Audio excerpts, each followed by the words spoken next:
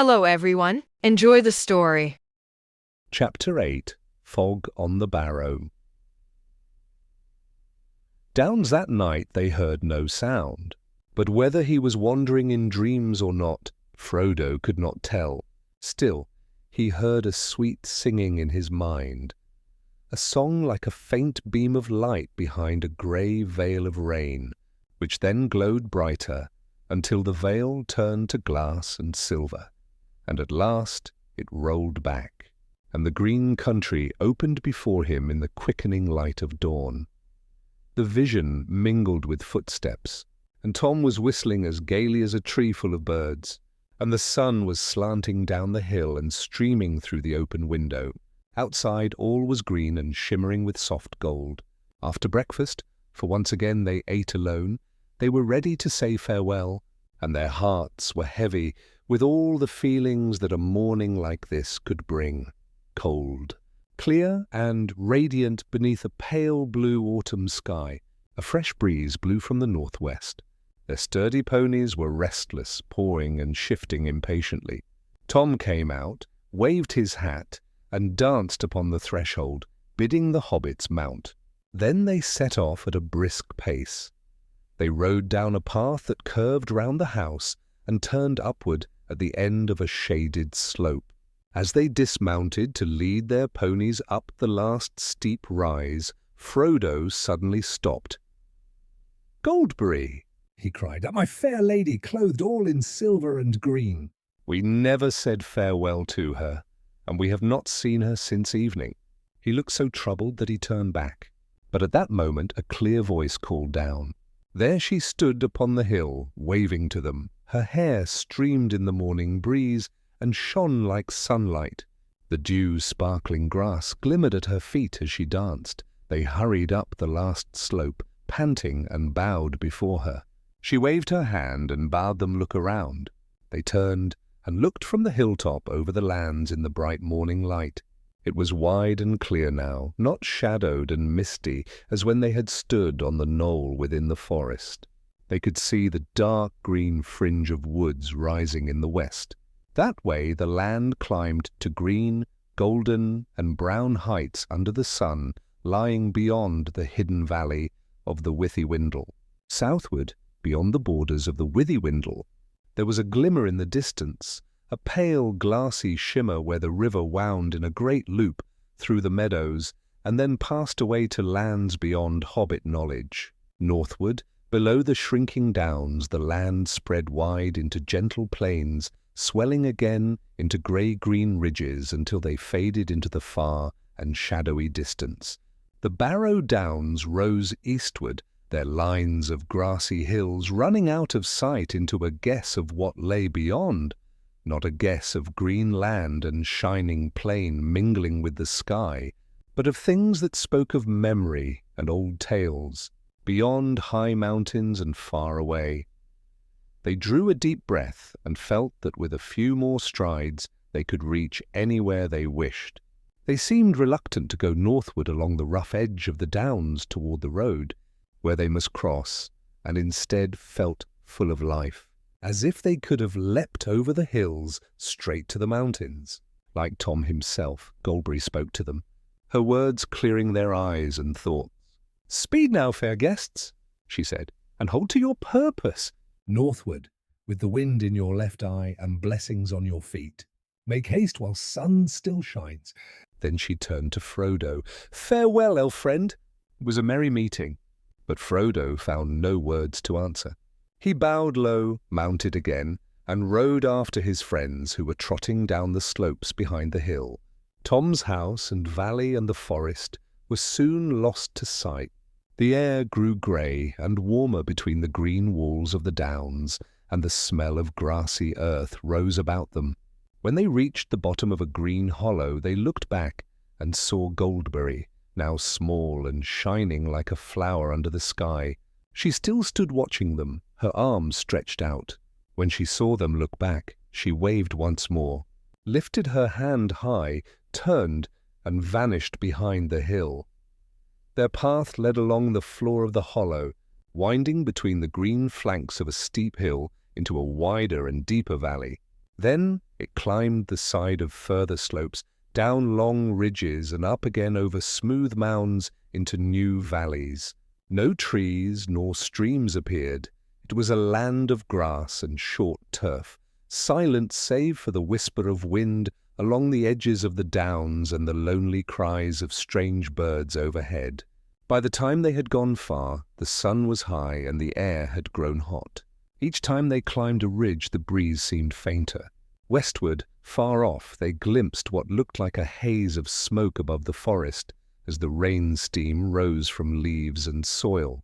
Now a darker shadow lay upon the border of sight, a deepening mist, and the sky above it looked like a pale blue cap, hot and heavy. By noon they came to a hill whose summit was broad and flat, like a shallow dish rimmed with green. Within, the air was still and the blue sky seemed to press close above them. They strode across and looked northward. Then their hearts beat high, for it seemed they had gone farther than they thought. Distance had been deceptive, but there could be no doubt that the downs were coming to an end. A long valley ran northward below, opening into a wide gap between two standing walls of rock. Beyond, there seemed to be no more hills. Faintly, they could see a dark line across the land.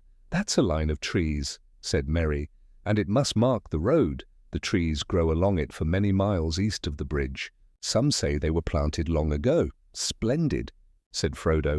"If all goes well this afternoon, we shall be beyond the downs before sunset and find a place to camp." But even as he spoke, he glanced eastward and saw that the slopes there rose higher and steeper above them, and all those hills were bare and green, some rough with rocks, thrusting up like jagged teeth from a green gum. The sight seemed unfriendly, so they turned away and went down into a rounded hollow. In its midst stood a single great standing stone, high under the noon sun, which cast no shadow. It had no mark or shape of purpose. It looked like a boundary stone or a watchtower or maybe a warning. But they were hungry now, and the sun was bright and nothing seemed amiss, so they sat with their backs to the east side of the stone. It was cold, as though the sun had no power to warm it, yet for the moment that was pleasant.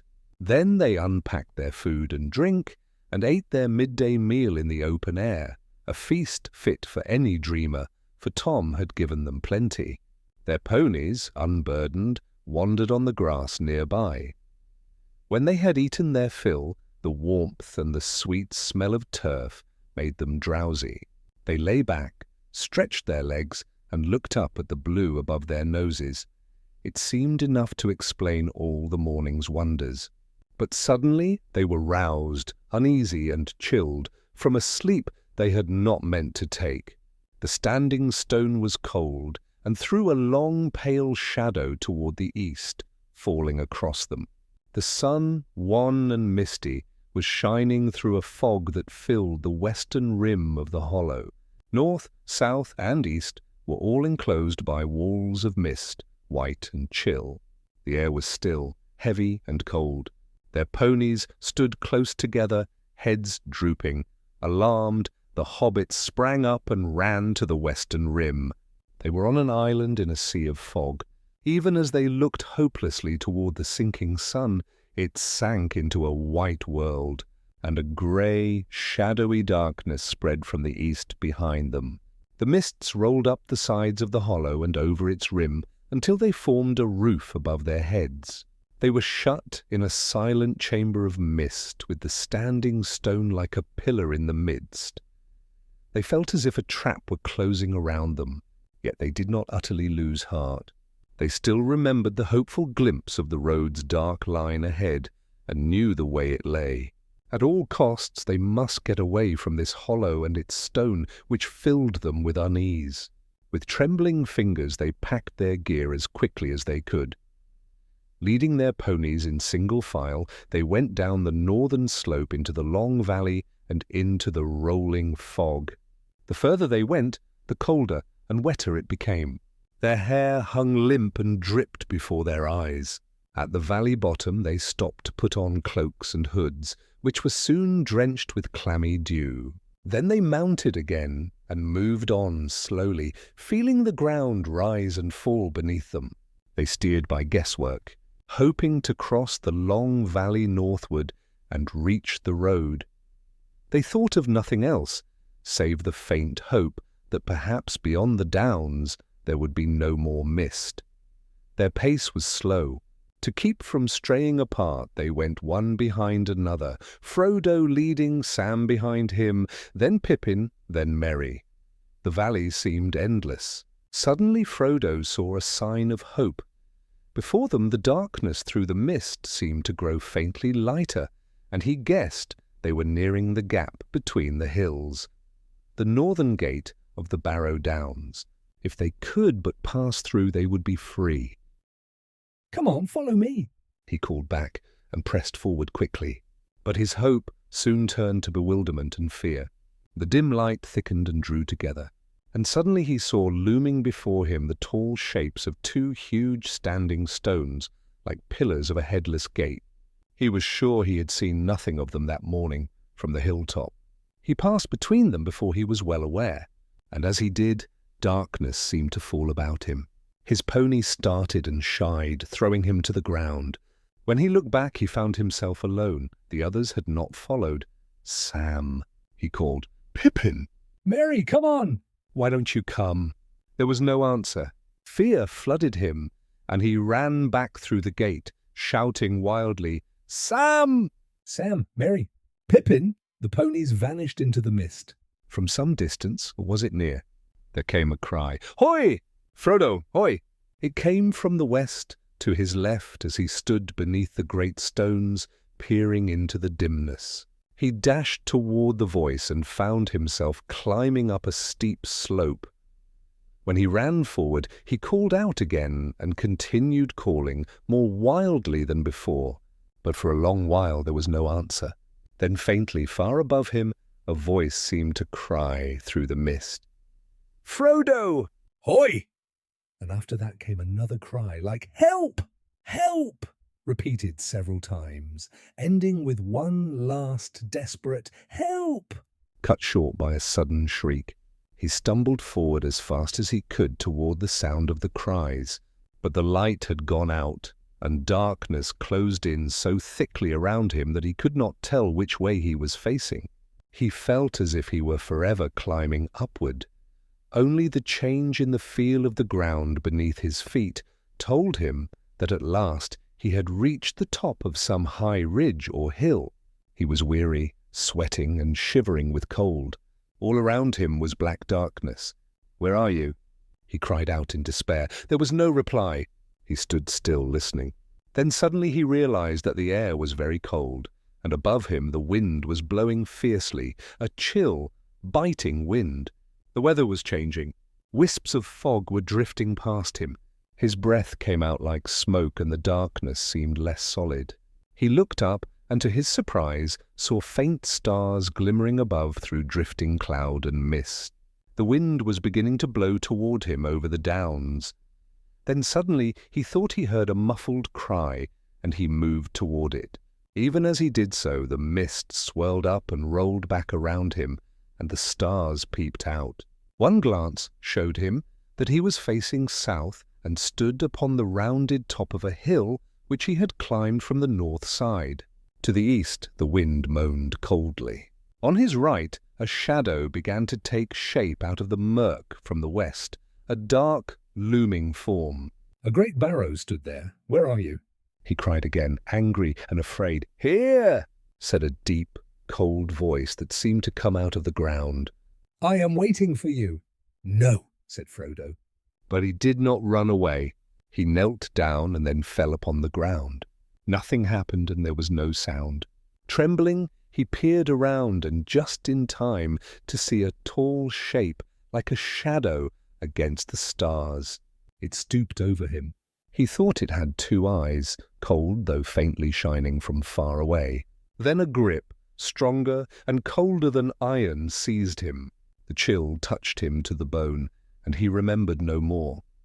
When he came to himself, he was still alone, and for a while he could not recall anything except a sense of dreadful fear. Then suddenly he knew that he was imprisoned, caught beyond hope. He was in a barrow. The Barrow-wights had taken him, and he might be under one of their dreadful spells as tales had spoken. He dared not move, but lying there, he felt that he was stretched upon a cold stone table, with his hands laid upon his breast. Yet though the fear in him was so great that it seemed part of the very darkness that surrounded him, he found himself thinking of Bilbo Baggins and his stories, of their walks together in the Shire, talking of roads and adventures. That was the seed of courage deep, often very deep, it is true, in the heart of even the most sluggish and timid hobbit, waiting for some desperate danger to sprout. Frodo was neither very sluggish nor very timid.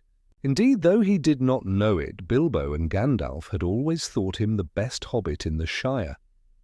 He thought that his adventure was at an end, a horrible end, but he was not utterly without strength. He felt himself stiffening, as though for some final spring. He was no longer limp, helpless prey. As he lay there, trying to master his fear, he became aware that the darkness was slowly dissolving. A pale greenish light was growing round him.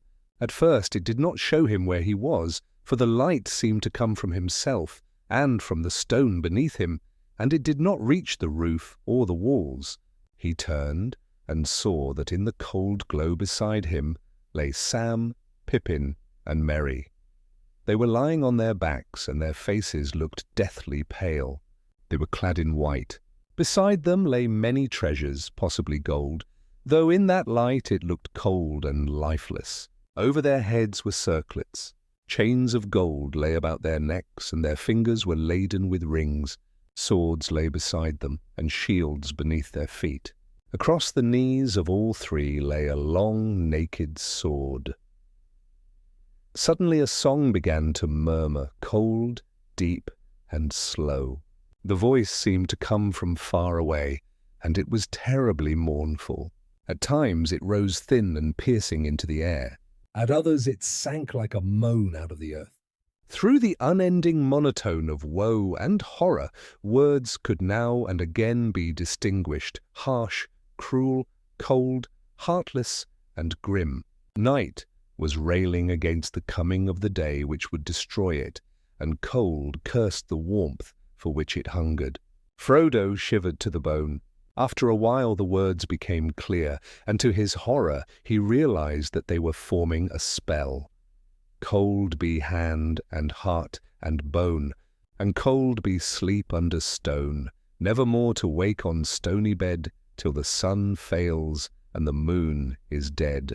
In the black wind the stars shall die, and still on gold here let them lie, till the dark Lord lifts his hand over dead sea and withered land. He heard behind his head a creaking and scraping noise. Raising himself on one arm, he looked back, and saw in the pale light that a long arm was groping slowly down the passage, its fingers feeling toward Sam, who lay nearest to it, and toward the hilt of the sword lying above him. That moment Frodo felt as if he had indeed been turned to stone by the spell. Then a wild thought of escape came to him. Should he put on the ring? Would the Barrow-wight miss him, and could he find a way out?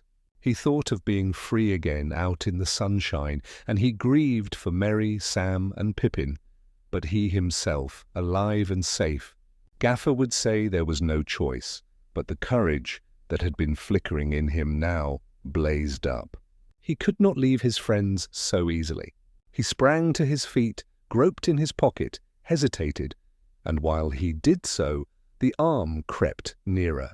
Then suddenly his will was set, and grasping the small sword by his side, he stooped low over the bodies of his companions. With all the strength that was in him he hewed at the crawling arm near the wrist, and the hand was severed. But at that same instant the sword broke into pieces up to the hilt. A cry rang out, and the light vanished. There was a rumbling sound and a groping in the dark. Frodo fell forward upon Merry, and Merry's face was cold. Then everything else came back into his mind, the memory of the house under the hill, and Tom's song. He remembered the tune that Tom had taught them. In a desperate voice, he began to sing, "Ho! Tom Bombadil!" And with that name, his voice grew strong. It rang clear and powerful, and the dark chamber echoed as if with drums and trumpets.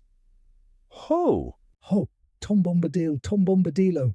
By water, wood, and hill, by reed and willow, by fire, sun, and moon, hearken now and hear us. Come, Tom Bombadil, for our need is near us.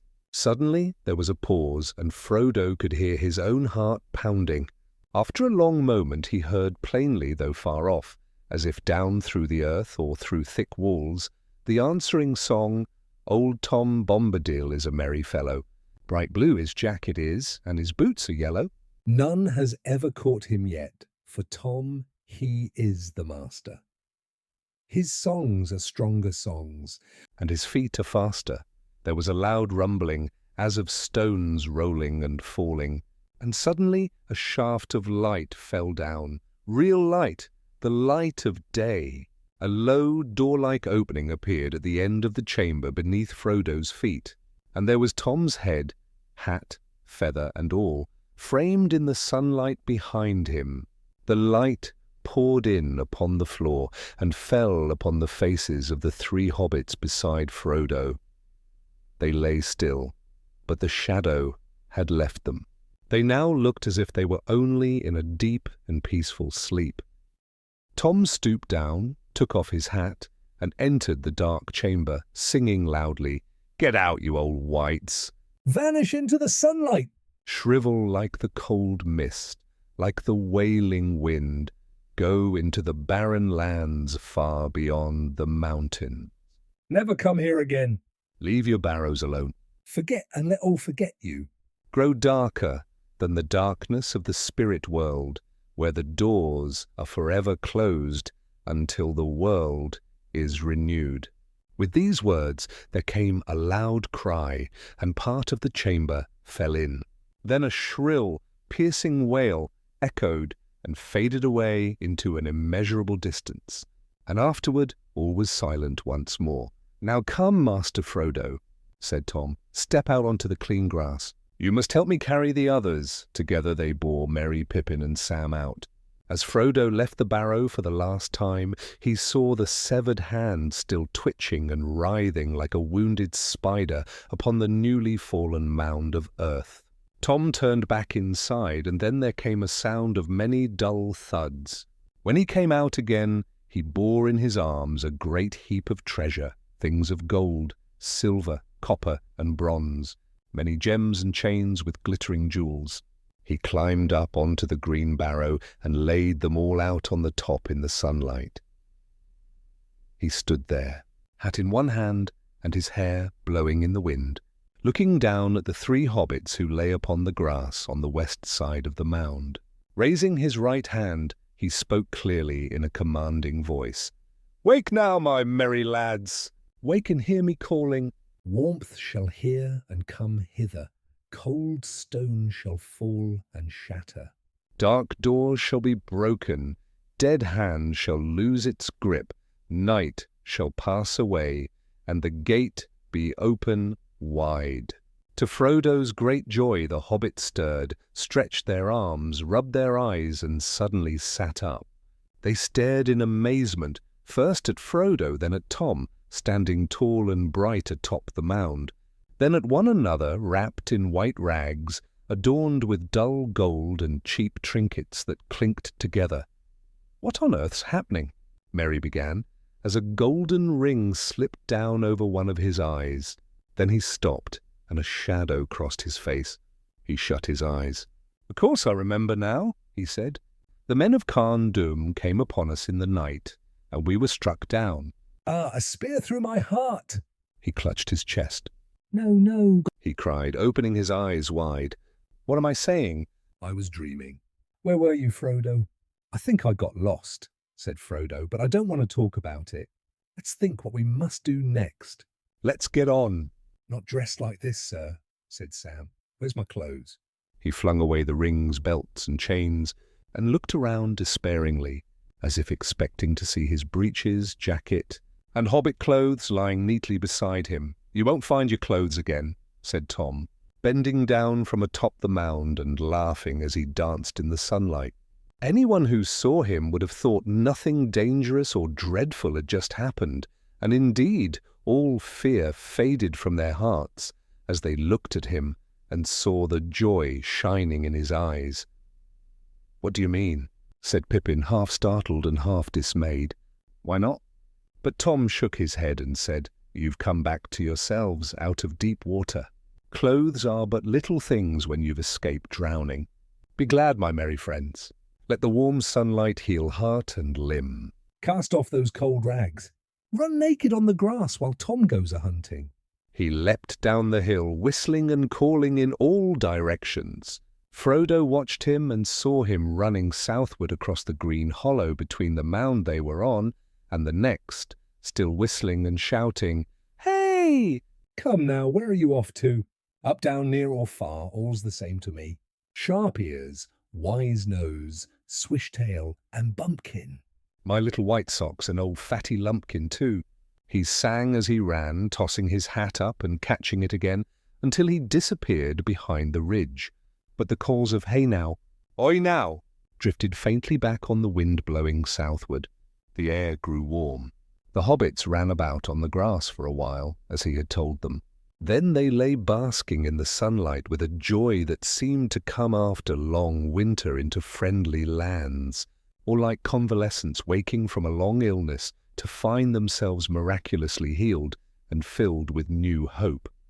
When Tom returned, they were feeling well, and hungry too. First, his hat appeared above the brow of the hill, and behind him came a line of 6 sturdy ponies, their 5 and 1 more. The last was clearly old fatty Lumpkin himself, larger, stronger, fatter, and older than their own ponies. Merry, who owned the others, had never given them such names, but they answered to Tom's new ones for the rest of their lives. Tom called them each by name, and they climbed the hill and stood in a row. Then Tom turned to the hobbits. "Here are your ponies," he said. "They're wiser in some ways than hobbits, and their noses keener. For they sensed danger where you were going, and you must forgive them. Their hearts are loyal, but fear of the Barrow-wights was not of their making." See, they've come back, bringing all your baggage with them. Merry, Sam, and Pippin were now dressed in spare clothes from their packs, and soon found them too warm, for they had been forced to put on the thicker garments meant for the coming winter. "But what about the old fellow, Fatty Lumpkin? Where did he come from?" asked Frodo. "He's mine," said Tom, "my four-legged friend." "I seldom ride him, and he wanders free far over the downs. When your ponies stayed with me, they got to know my Lumpkin, and they must have smelled him in the night and run out to find him. I think he watched over them, and their talk with him drove away their fears. But now, my jolly Lumpkin, old Tom shall ride. Hey! He will go with you a while, just to set you on your road, for one can't talk to hobbits on ponies while running after them on one's own 2 feet. The hobbits were delighted to hear this and thanked Tom over and over again. But he only laughed, saying that they were so easily lost that he would not be happy until he saw them safely beyond his borders. "I've got things to do," he said, "things to make and songs to sing and places to be." Tom can't always stay near the willow and the open doors. He's got his house to think of and Goldberry waiting there. The sun was still early, about 9 or 10 o'clock, and the hobbits began to think of food. Their last meal had been lunch the day before among the standing stones. Their breakfast now was what remained of Tom's supper, and a little extra that he had brought along. It was not a feast for hobbits in such a state, but it cheered them. While they ate, Tom stood atop the barrow and looked through the treasures. He gathered them into a shining heap on the grass. He left them there for the finding of others, bird, beast, elf, or man, or any other creature. And with that spell the barrow was broken and would not hold any spirit again.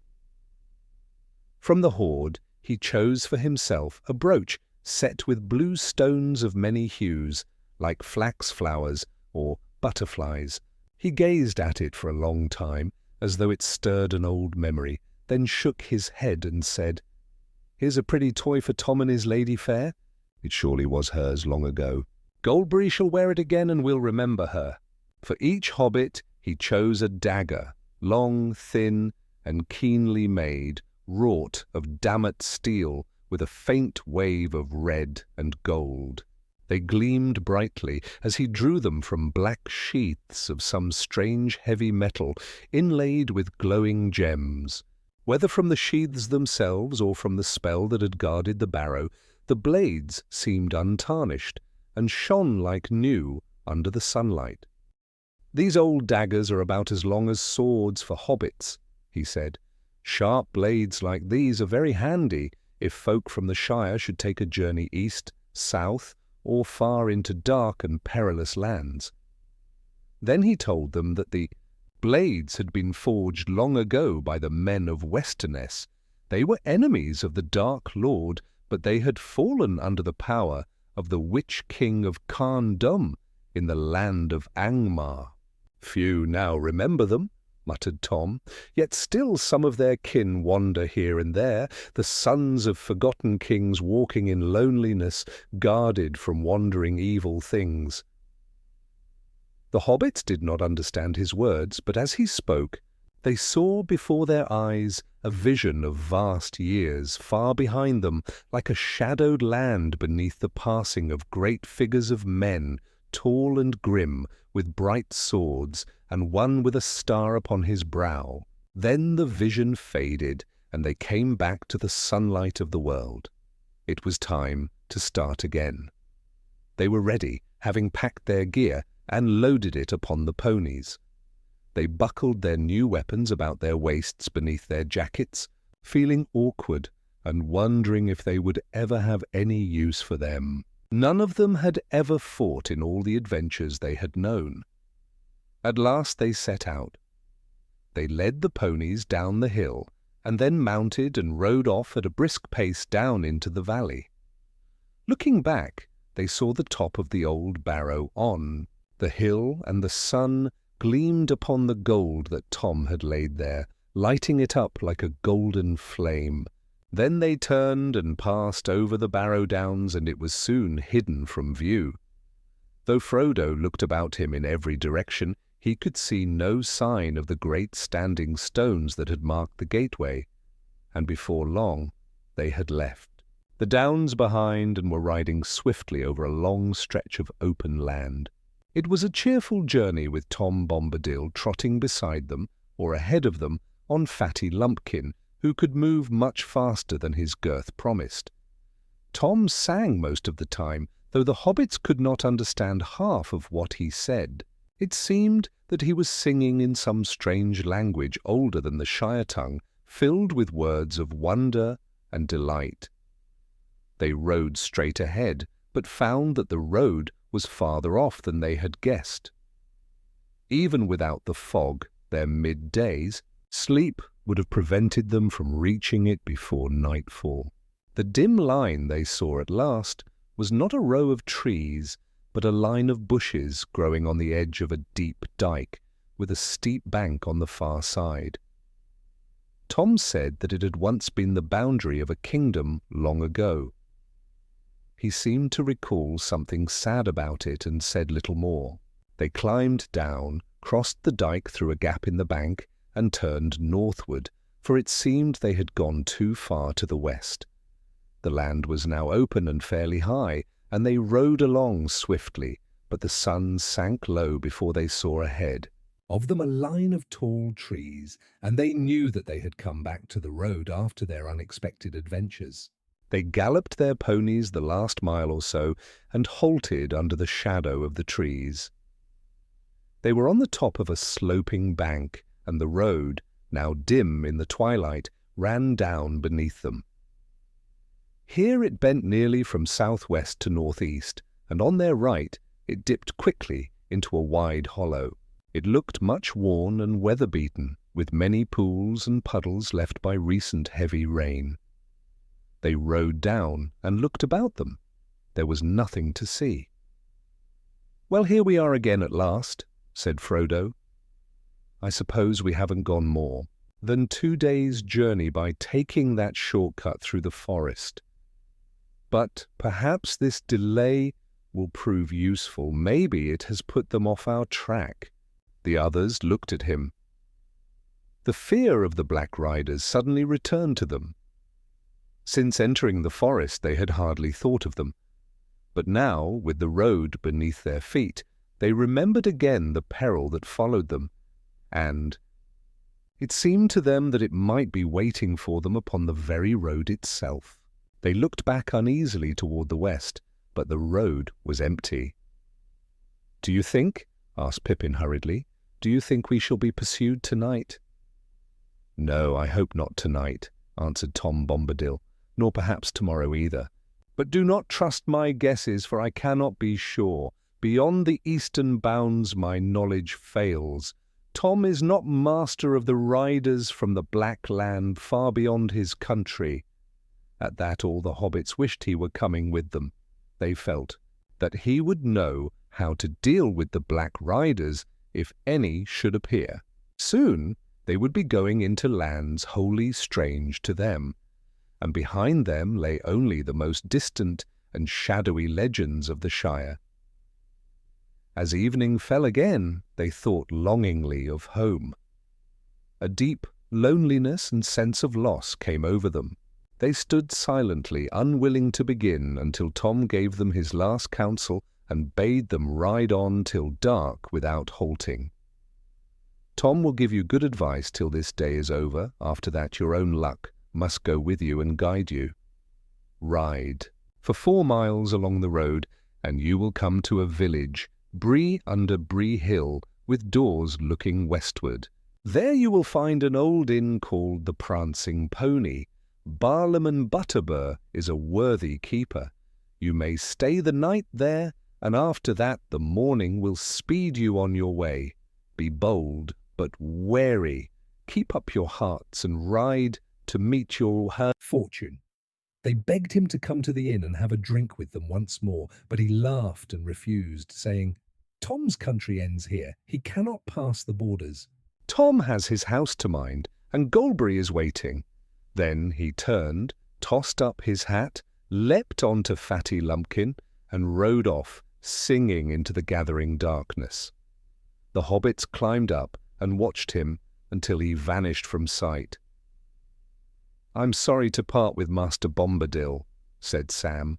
"He's a caution and no mistake. I reckon we may go a long way before we meet anyone like him again, or someone as curious. But I shan't deny I'd be glad to see the prancing pony he spoke of. I hope it's like the green dragon back home. What are the folk of Bree like?" "There are hobbits in Bree," said Merry, "as well as big folk. I dare say it will feel pretty homely. The Prancing Pony is a good inn by all accounts. My people have been there now and again." "That's all we could wish for, perhaps," said Frodo, "but it's outside the Shire all the same. Don't get too careless. Remember, all of you, that the name of Baggins must not be mentioned. I am Mr. Underhill if any name is needed." Then they mounted their ponies once more and rode off quietly into the evening. Darkness fell quickly as they went down and up again, until at last they saw lights twinkling some distance ahead. Before them rose Bree Hill, looming large and dark under the dim starlight, and nestled on its western side lay a large village. They hurried toward it with one single wish, to find fire and a door between them and the night. Chapter 9. At the sign of the Prancing, Ponybree was the chief village of the Bree land, a small inhabited region like an island surrounded by the wild lands around it. Besides Bree there was Staddle on the other side of the hill, Combe lying in a deep valley a little further east, and Archay on the edge of the Chetwood. Around Bree Hill and these villages lay a small countryside of fields and woodland, only a few miles in extent. The men of Bree had brown hair, were broad and somewhat short, cheerful and independent. They depended on no one but themselves, yet they were friendlier and more open to hobbits, dwarves, elves, and other folk of the world than they were or had ever been to big people of their own kind. According to their old tales, they were the original inhabitants and descendants of the first men who had ever wandered into the western lands of Middle-earth. A few survived the troubles of the Dark Years, and when the kings returned across the Great Sea, they found the Bree folk still there, and there they had remained ever since, though the memory of those ancient kings had faded into grass. In those days there were no other men settled farther west, nor within 100 miles of the Shire. Yet in the wild lands south of Bree there still roamed mysterious travellers. The Bree folk called them rangers, and knew nothing of their origin. These were taller and darker than the men of Bree, and were said to have strange powers of sight and hearing, and to understand the tongues of beasts and birds. They wandered far to the south and east, and even to the misty mountains, but now they were few and seldom seen. When they did appear, they brought tidings of distant lands, speaking of strange tales long forgotten, which were eagerly listened to. Yet the Bree folk did not make friends with them. There were also many hobbit families in Breeland, and they claimed to be the oldest settlement of hobbits in the world, having been there long before anyone crossed the Brandywine and settled in the Shire. They mostly lived in Staddle, though some still dwelt in Bree itself, especially on the higher slopes of the hill above the houses of men. The big folk and the little folk, as they called themselves in friendly fashion, minded their own affairs, yet both races regarded each other as essential parts of the Bree community. Nowhere else in the world was there such a remarkable and delightful mixture. The Bree folk, both big and little, did not travel much, and their chief interest was in the affairs of the 4 villages. Sometimes the hobbits of Bree would venture as far as Buckland or eastward beyond, but though the road to those lands was no more than a day's ride east of the Brandywine Bridge, the hobbits of the Shire seldom came down that way nowadays. An adventurous Bucklander or a Took might wander out of the Shire for a night or two, but even that was becoming rarer. The Shire folk spoke of their Breekin, and indeed of anyone who lived beyond their borders, as outsiders, and thought little of them. They considered those parts dark and uncivilized. There might still be more outsiders scattered west of the world than the Shire folk imagined, some of them no better than vagabonds, ready to dig a hole in any hillside and stay as long as it suited them. But in Breeland, at least, the hobbits were orderly and prosperous, and no more rustic than their distant cousins in the Shire. People still remembered that in former days there had been much coming and going between Bree and the Shire. Even in Brandybuck blood there was a strain of Bree. The village of Bree contained hundreds of stone houses of big folk, mostly built above the road, clinging to the slopes with windows looking westward. The road itself ran along the hill in a great semicircle, and within it was a deep ditch and thick hedge. The road was crossed by an embankment, and where it pierced the hedge there stood a large gate. There was another gate on the southern side where the road passed out of the village. At dusk the gates were shut, but inside each was a small lodge for the gatekeeper. Down along the road, where it turned to circle the foot of the hill, stood a large inn.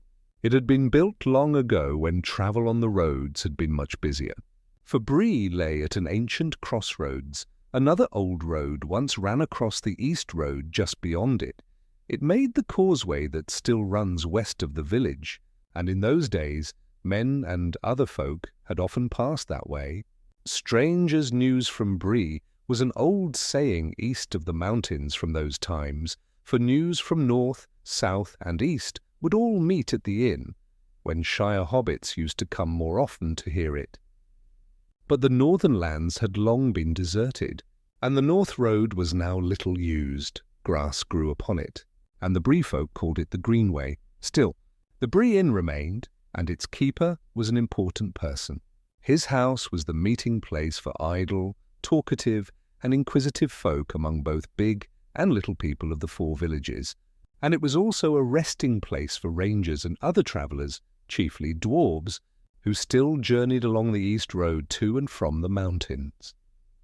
By now, night had fallen, and white stars were shining when Frodo and his companions at last came to where the Greenway crossed and curved near the village. They found the west gate closed, but in the lodge beside it sat a man. He jumped up, raised his lantern, and looked at them through the gate in surprise. "What do you want, and where do you come from?" he asked gruffly. "We're looking for an inn here," Frodo answered. "We're travelling east and can go no farther tonight." "Hobbits?" "4 hobbits." "And out of the Shire by the sound of your talk," the gatekeeper muttered, as if to himself. He stared at them for a moment in suspicion, then slowly opened the gate and let them ride through. "We don't often see folk from the Shire riding down the road at night," he went on as they paused by the gate. "Begging your pardon, but what brings you east of Bree?" "May I ask your names?" "Our names and business are our own, and this hardly seems the place for talk," said Frodo, who disliked the man's look and tone. "Indeed, your business is your own," said the man, "but it's my business to ask questions after nightfall."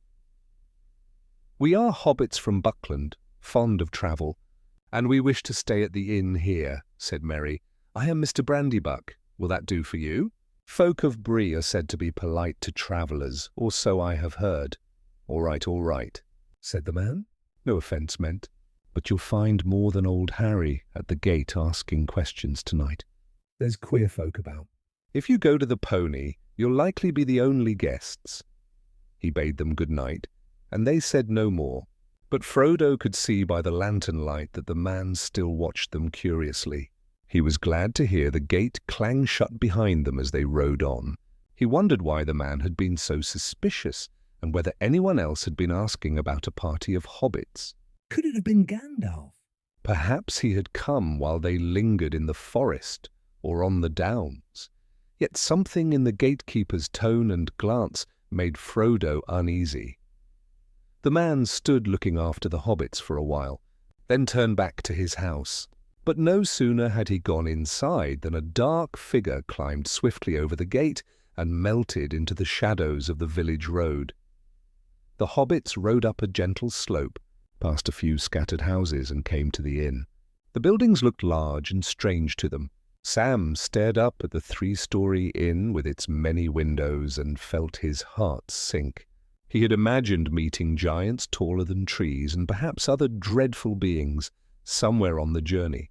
But when he first saw the dwellings of men so tall and foreign, it seemed almost too much at the end of a weary day.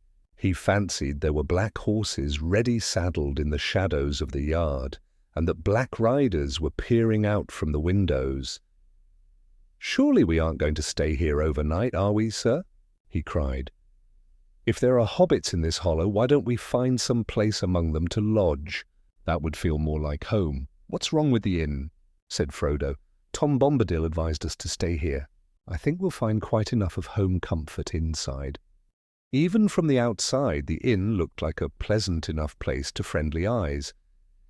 It had a front door facing the road, and on either side of it the wings ran back downhill into land cut away from the lower slopes of the hill, so that the windows of the upper floor at the rear were level with the ground. There was a wide arch leading to the courtyard beside the inn, and on the left-hand side under the arch was a large doorway with broad steps. The door stood open, and light was spilling out of it. Above the arch hung a lantern, and beneath it swung a large sign, a fat white pony rearing up on its hind legs. Painted over the arch in white letters were the words, "The Prancing Pony," by Barlam and Butterbur. Many low windows were glowing under thick curtains. While they hesitated outside in the dark, someone inside began to sing a merry song, and many voices joined in the chorus with enthusiasm. They listened to these encouraging sounds for a while, then dismounted. The song ended with laughter and applause. Leading their ponies under the arch into the yard, they left them standing there and climbed the steps. Frodo went ahead and nearly ran into a short, fat man with a bald head and a red face. He was wearing a white apron and was rushing out of one door and into another, carrying a large tray laden with full mugs. "Could we—" Frodo began. "Half a minute, if you please," shouted the man. vanishing into a swirl of noise and smoke. A moment later, he reappeared, wiping his hands on his apron. "Hello, little masters," he said, bending down. "What may you be wanting?" "Rooms for 4 of us, and stabling for 5 ponies, if you can. Are you Mr. Butterbur?" "That's right. Barliman's my name." "Barliman Butterbur at your service. You come from the Shire, eh?" he said, then suddenly clapped his hand to his forehead. "Hobbits!" he cried. "That reminds me of something. May I have your names, my good sirs?" "Mr. Took and Mr. Brandybuck," said Frodo. "And this is Sam Gamgee. My name is Underhill." "Indeed," said Mr. Butterbur, frowning. "Now that rings a bell, but it'll come back to me when I've time to think. My legs are nearly giving out, but I'll see what can be done for you." "We don't often get Shire folk here nowadays, and I'll be very sorry not to make you welcome. Not such a busy night for years. It never rains, but it pours, as we say in Bree." "Hi, Nob!" he shouted. "Where are you, you woolly-footed—" "Slow coach, Nob!" "Coming, sir, coming!" cried a cheerful hobbit, who ran out of a door, then stopped short when he saw the travellers staring at them in great delight. "Where's Bob?" demanded the landlord. "Don't know. Go and find him. Quick now. I've only 2 legs, and I can't be everywhere. Tell Bob there are 5 ponies to be stabled. He must find room somehow." Nob ran off, grinning and winking. "Well now, what was I going to say?" said Butterbur, clapping his forehead. "One thing drives out another, that's what. Busy night, busy night. There's a party came up the Greenway from the south. That's strange enough in itself. Then there's a travelling company of dwarves going west. And now you. If you weren't hobbits, I'd be hard put to find you room. But we've got a few nice little chambers made special for hobbits ever since the inn was built. They're on the ground floor as they like it, and the windows are low. I hope you'll be comfortable. I've no doubt you'd like supper soon as maybe. This way now." He led them along a passage and opened a door. "Here's a nice little parlour," he said. "I hope it will suit you. Now I must be off. Busy night, only 2 legs and all that. I'll be back presently. If you want anything, ring the handbell and Nob will come. If he doesn't, ring and shout." At last he left them, breathless. He seemed able to talk forever without stopping, but perhaps he really was busy. They found themselves in a small, cosy room.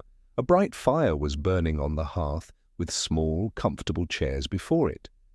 A round table stood in the middle, covered with a white cloth, and on it a large handbell. But Nob came in before. They thought of ringing, bringing candles and a tray of plates. "Would you like a drink, sirs?" he said. "And shall I show you your bedrooms while supper is got ready?" They washed up and, feeling refreshed, were soon drinking mugs of beer when Mr. Butterbur and Nob returned. The table was set in a pool of light. There was hot soup, cold meats, blackberry tarts, new loaves, slabs of butter, and half a cheese. Good plain food, as good as the Shire, and homely enough to banish Sam's misgivings, already much allayed by the beer. The landlord bustled about talking, and at last prepared to leave them. "I don't know whether you'd care for company after supper," he said, standing in the doorway. "You might prefer to go to bed. Still, there are some hearty folk who'd be glad to see you, if you don't mind. We don't often get outsiders, meaning no offence, and we like news or tales and songs if you have any to spare, but only if you please. Ring the bell if you want anything." By the end of supper they felt rested and cheerful, nearly. 3/4 of an hour had passed without unnecessary talk. So Frodo, Pippin and Sam decided to join the company in the common room. Merry said it was too stuffy for him. "I'll sit here quietly by the fire for a while, and perhaps go out later for a breath of air." "Mind your P's and Q's, and don't forget that you mean to slip away quietly, and that you're still on the road, not far from the Shire." "All right," said Pippin. "Mind yourself, don't get lost, and don't forget that it's safer inside." The common room was crowded and noisy when the hobbits entered. Frodo saw, after his eyes grew used to the light, that it was a large and rather disorderly assembly. Most of the light came from a great log blazing on the hearth, for 3 lamps hanging from the beams were dim and half-smoked. Barliman Butterbur stood near the fire, talking with 2 dwarves and a few strange-looking men. Around the benches were all sorts of folk. Bree men, a collection of local hobbits, gossiping together, several more dwarves and other travellers coming and going from the shadows. At once there was a chorus of welcome from the Bree hobbits when the Shire folk came in. The strangers, especially those from the Greenway, looked at them curiously. The landlord introduced the newcomers to the Bree folk so quickly that though they caught many names, they could not tell who was who. The men of Bree seemed to have botanical names, odd to Shire ears, like Butterbur, Ferny, Heathertoes, Appledore, Thistlewool, and Goatleaf. Some of the hobbits had familiar names like Mugwort, but most had rustic ones, Banks, Brockhouse, Longholes, Sandheaver, and Tunnelly, many of which were also found in the Shire. There were several Underhills from Staddle, and, since they could not imagine anyone of the same name who was not a relative, they were very friendly with Frodo, treating him like a long-lost cousin. Indeed, the Bree hobbits were sociable and curious, and Frodo soon found he would have to give some account of himself. He said he was fond of history and geography, words that caused some head-shaking, for neither was much used in Bree talk. He was thinking of writing a book. A stunned silence greeted this, and he and his friends were gathering information about hobbit life outside the Shire, especially in the east. At this there was an outburst of noise. If Frodo really meant to write a book and had enough ears for it, he could learn enough for many chapters in a few minutes. And if that was not enough, he was soon given a list of names, beginning with Old Barliman here, those he might consult for more lore. But when Frodo showed no sign of beginning his book on the spot, the hobbits turned to questioning him about happenings in the Shire. Frodo did not much enjoy this, and soon found himself alone in a corner, listening and looking about. The men and dwarves were talking of far-off events, matters growing too familiar, troubles in the south, and rumours that men were moving north up the Greenway, seeking lands where they might find some peace. The Bree folk were tolerant, but plainly not eager to welcome many big folk strangers among their small holdings. One traveller, a sickly-looking man with a squint, predicted that more would come north before long. If they can't find room, they'll make it, he said loudly. They've as much right to live as anyone. The locals looked none too pleased at that prospect. The hobbits paid little heed to all this. It seemed remote and unimportant. Big folk were not likely to come begging lodgings in hobbit holes. They were more interested in Sam and Pippin, who were now feeling quite at home, talking merrily of doings in the Shire. Pippin laughed about the collapse of the roof at the town hole in Mickledelving. Will Whitfoot, the mayor and fattest hobbit in the Westfarthing, had been buried under the rubble and crawled out looking like a dough dumpling. But other questions made Frodo uneasy. One Bree hobbit, who had been to the Shire more than once, wanted to know about the Underhills there and what families they were kin to. Suddenly Frodo noticed a strange-looking, weather-beaten man sitting in a shadowy corner near the wall, listening intently to the hobbit's talk. Before him stood a tall tankard, and he was puffing on a long, curiously carved pipe. His legs stretched out before him, showing high boots of supple leather, well made but mud-stained and much worn. A heavy, dark green cloak, travel-stained, was drawn close about him, and though the room was hot, he wore a hood that shadowed his face. Yet the gleam of his eyes could be seen as he watched the hobbits. "Who's that?" Frodo asked quietly when he got a chance to whisper to Butterbur. "You haven't introduced him, I think?" "Him?" said the landlord in a low voice, glancing sideways without turning his head. "I don't rightly know." "He's one of the wanderers, we call them rangers. He seldom talks, tells strange tales sometimes when he's in the mood. He'll vanish for months, even a year, then turn up again. Been in and out a bit this spring, but not lately. Never heard his right name. He's known around here as Strider. A queer name for a queer fellow, but it fits. He's got a grand pair of legs, though, and strides about on 'em. Still, there's no business between rangers and shire folk. Begging your pardon. Funny you should ask about him. But just then, Butterbur was called away for more beer, and that last remark was left unexplained. Frodo saw that Strider was watching him, as if he had overheard or guessed their talk. At that moment, with a nod and a beckoning gesture, Strider invited Frodo to sit by him. When Frodo drew near, he pushed back his hood, revealing a shaggy head of dark hair flecked with grey, and a pale, stern face with keen grey eyes. "I am called Strider," he said quietly. "I am pleased to meet you, Mr. Underhill, if old Butterbur got your name right." "He did," said Frodo stiffly. He found it hard to feel at ease under that keen gaze. "Very well, Mr. Underhill," said Strider. "If I were you, I should stop your young friends from talking too much.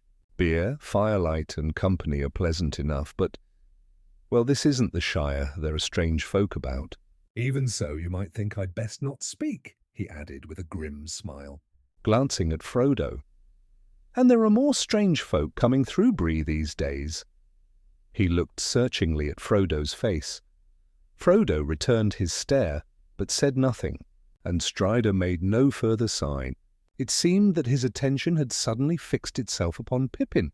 With his warning still in mind, Frodo suddenly realized that the curious young Took, encouraged by the success of his story about the fat mayor of Mishel Delving, was actually putting on an amusing little play about Bilbo's farewell party. He was really imitating the speech, and was coming dangerously close to the astonishing vanishing. Frodo became uneasy. The story would have been quite harmless for most of the local hobbits, of course, just an amusing tale about queer folk beyond the river. But some of them, old Barlam and Butterbur, for instance, might know a bit more, and perhaps had long ago heard rumours about Bilbo's disappearance. It might remind them of the name Baggins, especially if anyone had been asking about that name in Bree. Frodo grew restless and did not know what to do. Pippin was clearly enjoying himself and the attention he was getting, and he was beginning to forget the danger they were in. Frodo suddenly felt a fear that in his excitement, Pippin might even mention the ring, and that would be a dreadful accident. "You better do something quickly," Strider whispered in his ear. Frodo jumped up and stood on the table and began to speak. Pippin's audience was distracted. Some of the hobbits turned toward Frodo, laughing and clapping, thinking that Mr. Underhill had had quite enough beer already. Frodo suddenly felt very foolish, and found himself, as was his habit when speaking, fumbling with things in his pockets. His fingers touched the ring on its chain, and he felt an inexplicable desire coming over him to slip the ring on and disappear out of this ridiculous situation. It seemed as though the suggestion came to him from outside, from someone or something in the room. He tried to resist the desire and gripped the ring firmly in his hand, as if to hold it and prevent it from doing anything mischievous. At any cost, he must not let it inspire him. He said a few suitable words, as were usually spoken in the Shire. "We are very much obliged for your kind welcome, and I venture to hope that our short visit will help to renew the old ties of friendship between the Shire and Bree." Then he stopped and coughed. Everyone in the room was now looking at him. "A song!" someone shouted to the hobbit. Others cried, "A song! A song! Come now, master, sing us something we've never heard before." For a moment Frodo stood open-mouthed. Then he began, recklessly, to sing a funny song that Bilbo had been very fond of, and indeed quite proud of, for he had written it himself. It was about an inn, and that may have been why it came into Frodo's mind at that moment. It suited the place well. Now only a few of its verses are still remembered, like a proverb. There was an inn, a merry old inn beneath an ancient grey hill, and there they brewed a beer so brown that the man in the moon himself came down one night to have his fill. The ostler had a tipsy cat that played a 5-stringed fiddle, and up and down he bowed and strummed, and sawing away twixt high and low, he twangled in the middle. The landlord had a little dog that loved to dance and jest. When the guests were laughing loud and long, he wagged his tail and joined the song, and laughed till he needed rest. They also had a cow with horns, that was proud as any queen, but music made her lose her wits, and a merry tune would stir her tail. And she danced upon the green, and there were silver dishes fair, and silver spoons in plenty, and Sunday soon would come again, and they polished them up with care and pain on Saturday for 20. The man in the moon was drinking deep, and the cat began to wail. A dish and a spoon on the table danced, the cow in the stable pranced, and the little dog chased his tail. The man in the moon took another mug and rolled beneath his chair, and there he snored in pleasant dreams of malt and hops and barley streams, and all the foamy air. The ostler said to the tipsy cat, "The white horses of the moon, they neigh and champ their silver bits, but their masters drunk beneath the slits, the sun will rise too soon." Then the cat on the fiddle played, "Hey diddle diddle," a tune that would wake the dead. He squeaked and he sawed and quickened the tune, while the landlord shook the man in the moon. "It's 3 o'clock," he said. They rolled the man slowly up the hill and bundled him into the moon, while his horses galloped up behind, and the cow jumped high like a stag from the wind, and the dish ran off with the spoon. The fiddle now made a shrieking sound, and the dog began to growl.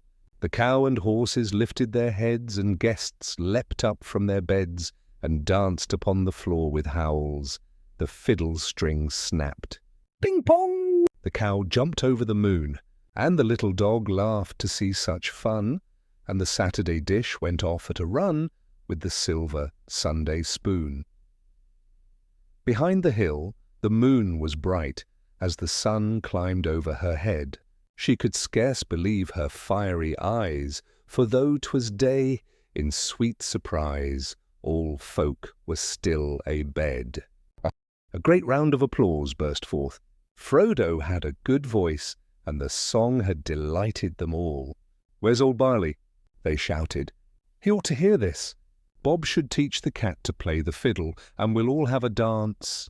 They called for more beer, and began shouting, "Again, master!" "Come now, once again."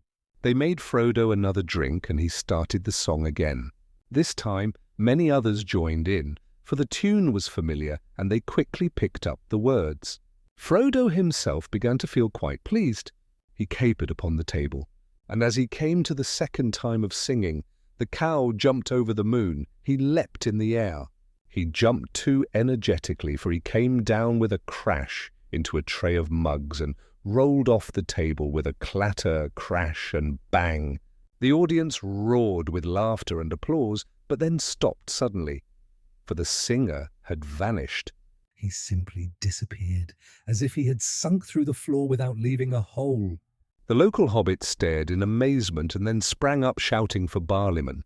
Everyone drew away from Pippin and Sam, who now found themselves left alone in a corner, stared at with suspicion and curiosity from afar. It was plain that many of the Bree folk were beginning to think of them as some company of travelling conjurers, with powers and purposes beyond understanding. But there was one swarthy Breeman who was watching them with a look of knowing and half-mocking amusement that made them very uncomfortable. At that moment, he hurried out of the door, followed by the squint-eyed southerner. The two had been whispering together all evening. Harry the gatekeeper darted out after them. Frodo felt foolish. With nothing better to do, he crawled under the tables toward the dark corner beside Strider, who was still sitting motionless, without showing what he thought. Frodo crawled to the wall and took off the ring. He could not say how it had come to be on his finger. He could only suppose that he had thrust his hand into his pocket while singing, and somehow it had slipped on when he suddenly threw up his hand to avoid falling. He began to wonder if the ring itself had played him a trick. Perhaps it had tried to reveal itself, responding to some wish or command that was felt in the room. He disliked the looks of the men who had gone out. "Well," said Strider when he reappeared, "why did you do that? That's worse than anything your friends could have said." You put your foot, or rather your finger, right in it. I don't know what you mean, Frodo said, uneasy and alarmed. Oh, yes, you do, Strider answered. "But we'd better wait until the excitement dies down. Then if you please, Mr. Baggins, I'd like a quiet word with you." "About what?" asked Frodo, ignoring the sudden use of his true name. "A matter of some importance to both of us," Strider replied, looking him in the eyes. "You may hear something that concerns your journey." "Very well," said Frodo, trying to appear unconcerned. "I'll talk to you later." Meanwhile, a great commotion was going on by the fire. Mr. Butterbur had rushed in and was now trying to listen to several people all talking at once. "I saw him, Mr. Butterbur," said one hobbit. "Or leastways I didn't see him, if you take my meaning. He just vanished into thin air, as you might say." "You don't say, Mr. Mugwort," said the landlord, looking rather bewildered. "I do say," said Mugwort. "And I mean what I say, mind you." "There's some mistake somewhere," said Butterbur, shaking his head.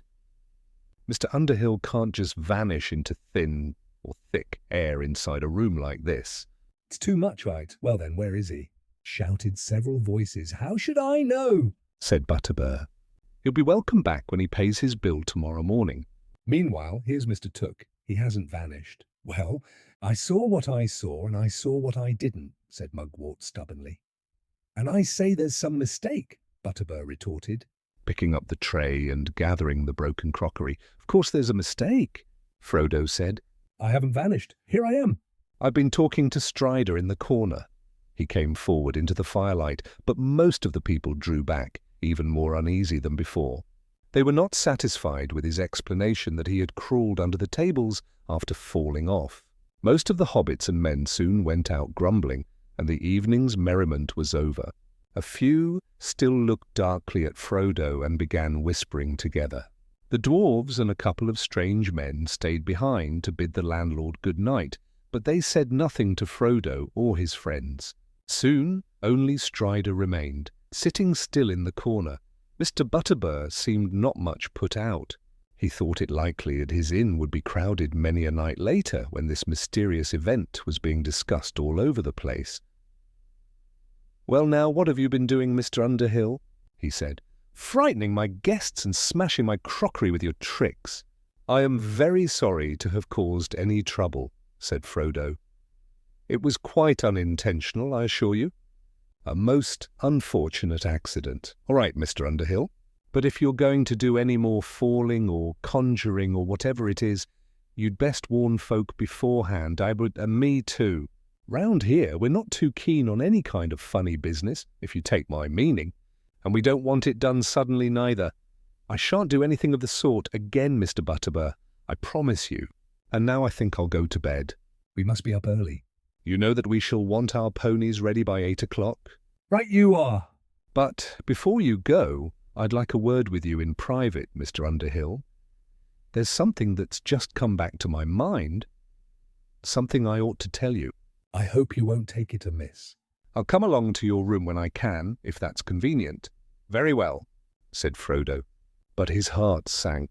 He wondered how many more private talks he must endure before he could get to bed, and what they would reveal. Was everyone against him? He began to suspect that even the fat face of old Butterbur might be hiding dark thoughts.